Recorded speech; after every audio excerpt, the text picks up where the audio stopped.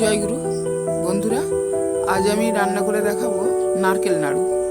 এই নারকেল নাড়ু তৈরি করার জন্য যা যা লাগছে নারকেল, চিনি আর একটু এলাচ থেতো করা আর গুঁড়ো দুধ, এই দিয়ে আমি বানাবো নারকেল নাড়ু।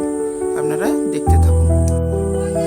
প্রথমে কড়াইতে চিনিটা দিয়ে দেবো, এরপরে নারকেলটা দিয়ে দেবো।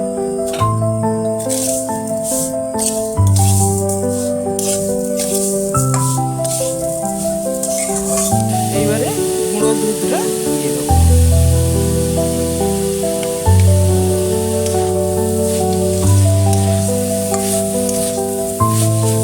নারকেলের ছাইটা আমার হয়ে গিয়েছে, এইবারে নামিয়ে নেবো, ঠান্ডা করে নাড়ু পাকিয়ে নেবো, তারপরে আপনাদের দেখাচ্ছি।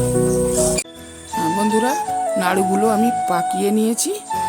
এইভাবে আপনারা নাড়ু বানাবেন, খুব ভালো খেতে লাগবে। এইভাবেই বানাবেন। আপনারা যদি কোনো রান্না আমার থেকে জানতে চান বা শিখতে চান, আমাকে কমেন্ট করবেন, আমি রান্না করে দেখাবো। জয় গুরু।